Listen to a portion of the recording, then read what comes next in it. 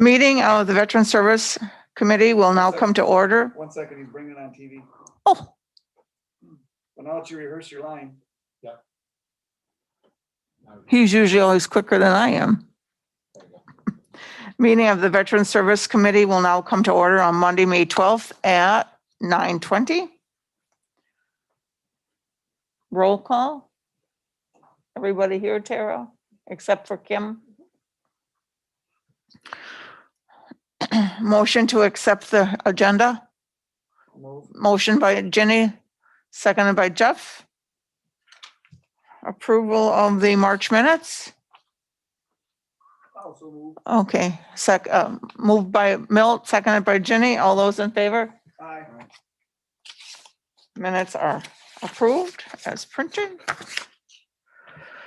On to monthly reports. That would be you, sir. Good morning. So for the month of March, you can see we started tracking our outgoing calls too, just because we're doing a lot more business via phone and emails, just to kind of give you a snapshot on what we're doing on a day-to-day basis. Our incoming calls were extremely high, and our outgoing calls are growing also. A lot of our business that we're doing now is via follow-up phone calls, emails, and they are calling us, I would say, whenever they desire outside of hours.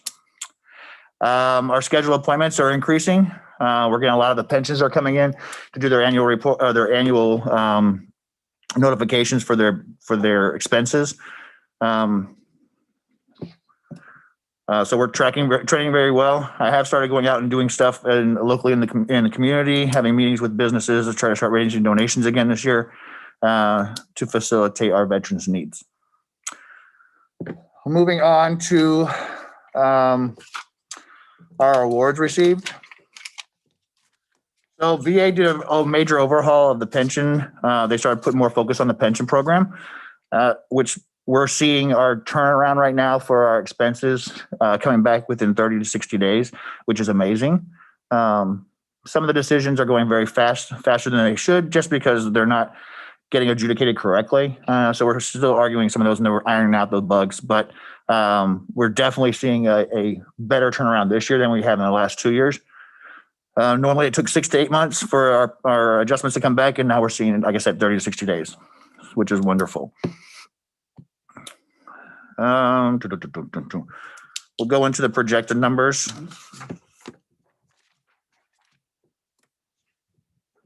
You see the one-time payouts. Obviously, if you compare it to last year, the payouts for March are higher.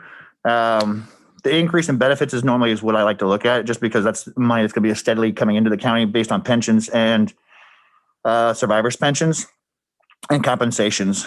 We have had a lot of new veterans coming in. In the last 30 days, we've had, I think, 5. Yes, about 5 new veterans.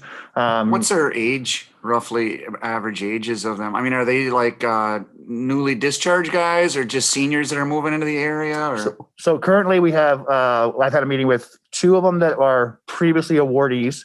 So they're in my age bracket. And then we have the other ones that were, the other 3 are newer generation coming out. Still doesn't sway our numbers. I mean, our demographic is still high. Between our largest part is still Vietnam veterans, and then the smallest part is our Iraqi veterans. We're not seeing a lot of the newer generations coming out here unless their parents actually were from here. So we're not seeing that kind of flux coming in. But I'm hopeful. I mean, we with all the new stuff that the county has done with the broadband and the increase in services out here, that the younger generation starts to get on the bandwagon, and actually they're moving away from the city due to the pandemic. People are seeing that rural living is not as scary as everything else, is being away from the city, but close enough to get back to it. So we're definitely seeing the increase in that. I mean, since I've been in the seat, this is the most new veterans that we've had in the last 90 days since I've been on as the veteran service officer. Of course, burial and deaths from our Vietnam veterans and our World War II veterans is still, it's been really big this year, even compared to last year. That concludes the reports. Is there anything, questions?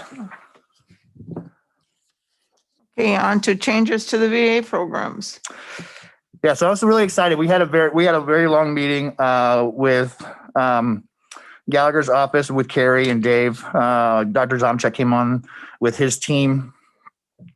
There was a huge decision. They waived the copays. So all the copays that were last year, they said that from April 1st until the end of the year, there was no copays that were paid. They just delayed them. Okay.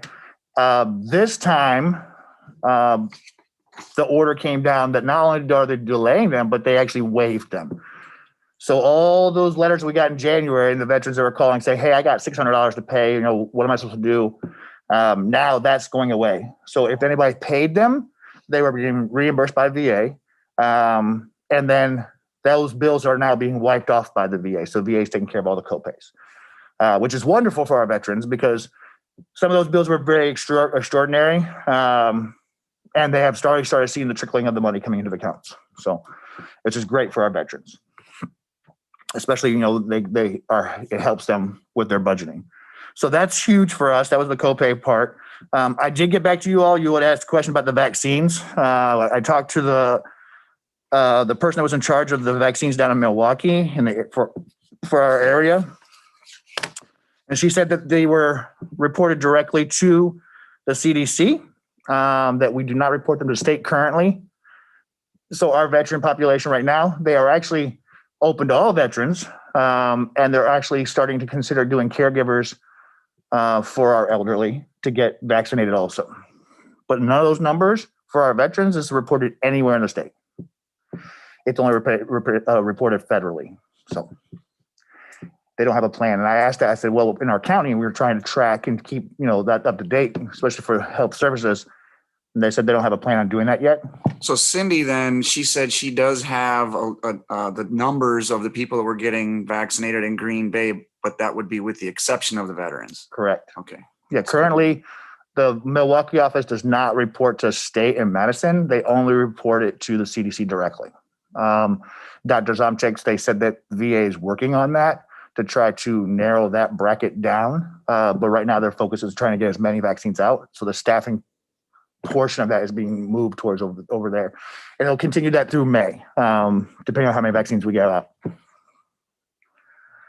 I think that's it for my VA programs. There's not a lot of changes besides those two. That was the two most important things. Is there any questions on VA programs?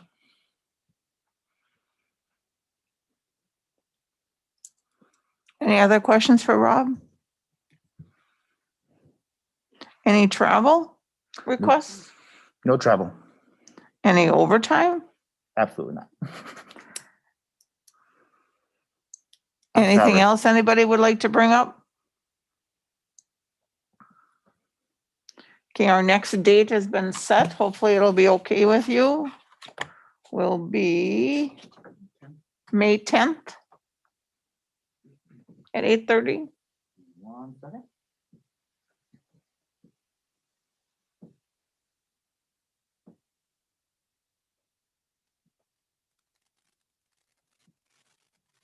That works. Is that okay for you? Yes. Okay. I was just at a military funeral a few weeks ago, and I'm not for sure the right title of those motorcycle patriots, but they were at that funeral, and one came from way out of state to participate in that. Was that the group that's up from that comes out of Mantua? I mean, out of Marinette, and they do this area.